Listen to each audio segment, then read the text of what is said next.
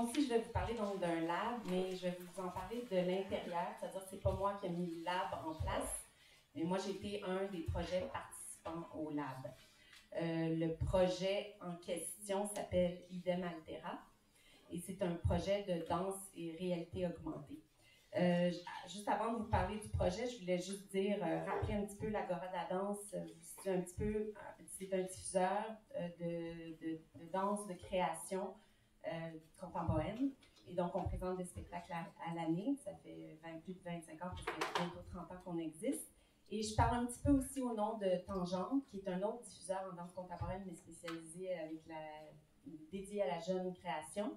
Et nous sommes tous deux depuis 2017 sous un nouveau toit qui s'appelle le Wilder Espace Danse, et dans lequel donc on partage des espaces. Et donc ça allait naturellement de soi pour ce projet-là qu'on s'est allié Tangente et l'Agora de la danse. Donc, le projet dont je vous parle, c'est le projet Idem Altera. C'est un projet, donc, comme j'ai dit, de danse et de réalité augmentée. C'est un projet qui nous a été soumis, présenté il y a un certain temps par deux artistes que vous voyez ici. Donc, à gauche, c'est Zach Settel, un artiste qui vient plutôt du milieu de la musique et des arts numériques, et Peter Trotzmer, qui est un danseur et chorégraphe. Ils avaient déjà travaillé ensemble par le passé. Ils nous sont arrivés avec un projet dans une première formulation esquissée, parce que comme on travaille avec la création, quand on reçoit des projets, nous, ils sont même pas mis sur papier ou à peu près. Et ils ont à la fois sollicité Tangente, à la fois sollicité l'Agora de la danse pour accueillir ce projet-là, qui s'est présenté au départ comme un parcours déambulatoire dans l'édifice Wilder pour faire connaître le lieu, donc un peu in situ, pour faire connaître la danse aussi, puisque à part Tangente et l'Agora de la danse, cet édifice-là abrite aussi deux autres organismes de danse, qui sont l'École de danse contemporaine et les Grands Ballets canadiens, et qui abrite aussi le ministère de la Culture et le Conseil des arts et lettres du Québec. Donc, un édifice tout culturel. Et donc, ce projet-là se présentait comme un parcours pour découvrir le lieu, pour découvrir la danse qui l'habite, et voulait le faire aussi avec comme outil la réalité augmentée. À partir de ça, on a rapidement vu le potentiel de ce projet-là, qui est un projet artistique, mais qui avait un potentiel aussi de développement public, si ce n'est qu'il avait comme qualité de, pas nécessairement être dans une salle dédiée, mais de se promener dans des lieux un peu hors salle, et de pas nécessairement être à heure fixe, en tout cas c'était la volonté au départ, et aussi de parler de la danse en fait par lui-même et en mettant évidemment avec la réalité augmentée, on met, comme on l'a déjà dit un petit peu avant, on met vraiment le spectacle, le public au cœur de l'expérience. Puis au même moment où on constatait ça, il y a eu cet appel de projet du Lab DSR. Alors, qu'est-ce que c'est le Lab DSR? Lab DSR, qui est l'acronyme de la danse sur les routes du Québec, qui est un organisme qui favorise le développement de la diffusion de la danse sur le territoire, sur l'ensemble du territoire québécois, entre autres. Et ils ont mis ce lab-là sur pied. Là, je vais vous dire, comme je ne suis pas de la danse et de la DSR, je suis allée chercher un petit peu pourquoi ils l'avaient mis sur pied. Et donc, Pierre-David Rodrigue, celui qui dirige maintenant l'organisme, me dit que ça visait essentiellement deux choses, c'est-à-dire d'explorer le potentiel de l'utilisation du numérique pour sensibiliser de nouveaux spectateurs de danse et permettre aux diffuseurs et aux artistes de développer leur maturité et leur appropriation du numérique. Alors, à ce lab-là, il y a 4 équipes, 4 projets qui ont été retenus. Et ce sont 4 équipes, en fait, parce qu'un des critères, c'est qu'il fallait être deux diffuseurs et 2 artistes. Si je ne me trompe pas, là, je ne me souviens plus exactement des critères, mais il fallait qu'il y ait un élément, une participation de diffuseurs et une participation d'artistes ensemble. Donc, à travers le Lab DSR, on a été amené à vivre, c'est pas tout à fait fini, là, on est dans la fin, mais on a été amené à vivre l'année dernière 2 jours intensifs de hackathon pour réaliser le prototypage d'un projet de développement de public qui avait, dans notre cas, danse réalité augmentée. Chaque équipe avait vraiment des projets différents. Il y en a qui étaient plus du côté marketing un peu. Il y en a qui ont, je pense qu'il y en a un qui travaillait la téléprésence parce que c'était pour des diffuseurs en région. Et un autre qui était aussi un peu plus du côté marketing, c'est-à-dire connaître l'origine des spectateurs parce que c'est une compagnie qui fait surtout des projets in situ.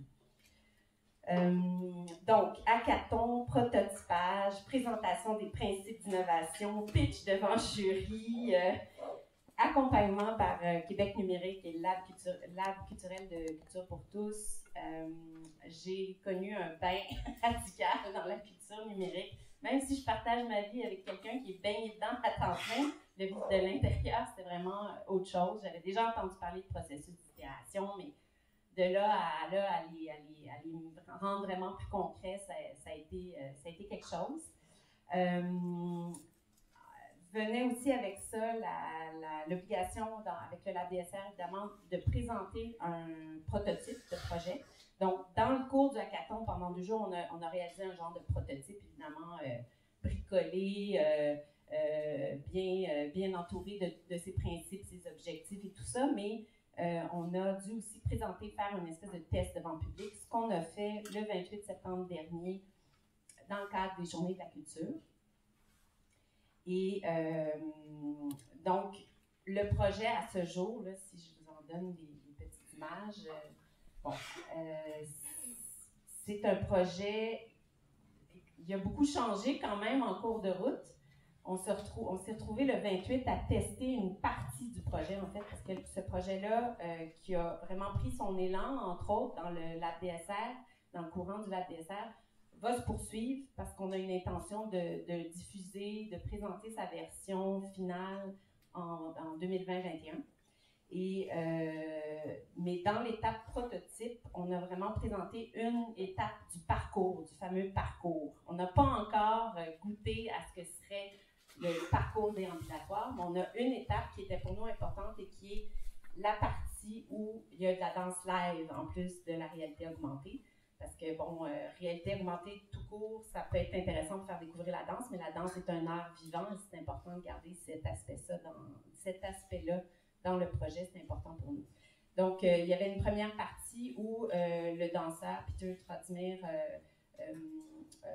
faisait une petite danse en quelque sorte pour faire générer en fait la trace de ses mouvements, parce que le but du projet était un petit peu de rendre visible la part invisible du mouvement, que ce soit en danse ou en musique.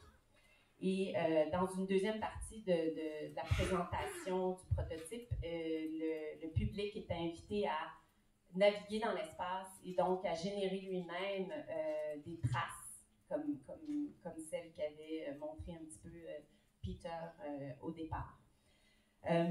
Alors, qu'est-ce que ce lab nous a apporté?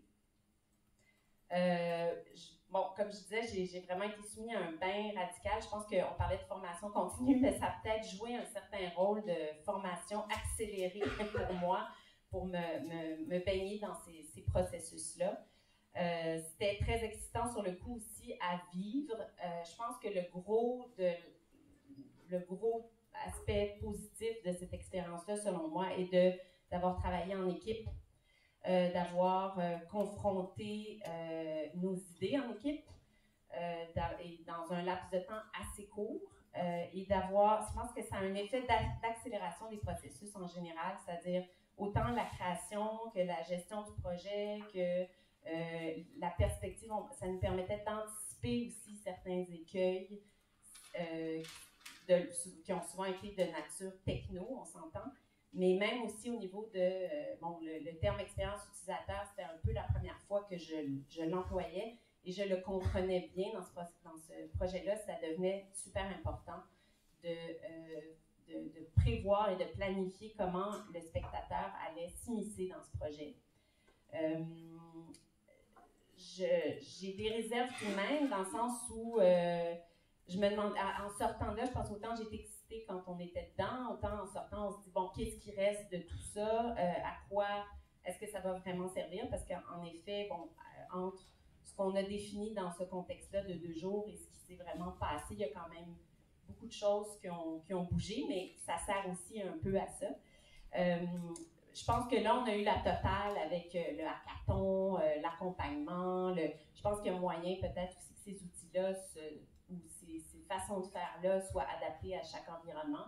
Là, c'était vraiment un apprentissage en accéléré, je pense, des méthodologies plus liées au milieu du numérique. Qu'est-ce que je voulais vous dire aussi? Donc, on a parlé de mixité des équipes tantôt. Je pense que c'était quand même fertile d'être avec des diffuseurs et des artistes. Je veux dire, nous, comme diffuseurs, on est rarement impliqués autant dans la fabrication du projet. On va plutôt essayer de fournir le contexte et de travailler sur le lien, justement, avec le public. Mais d'être dans le making-of, la fabrication du projet, c'était quand même assez nouveau pour nous. Je peux vous dire, c'est ça, entre le parcours Adlib qu'on avait imaginé et le rendez-vous à heure fixe, ben, c'est-à-dire qu'au départ, on l'avait imaginé comme un parcours vraiment libre et c'est ça qui nous libérait un peu des espaces dédiés, qui nous promettait d'aller peut-être chercher un public qui ne vient pas dans nos espaces captifs de théâtre. Une minute. C'est tout, c'est fini. OK. Ah, OK, parfait. OK, on en parlera plus tard alors de tout ça. Je voulais-tu vous dire autre chose? Non, je pense que j'ai pas mal fait le tour dans mon projet. Je peux peut-être faire jouer juste ma petite... là, j'ai oublié de... J'ai trop parlé, j'ai oublié de vous montrer toutes les images qu'on avait... par les processus par lesquels on est passé, qui étaient quand même quelque chose à vivre sur le temps. On a même fait un peu de bricolage, comme je disais tantôt. Mais je vais peut-être juste vous faire jouer une vidéo.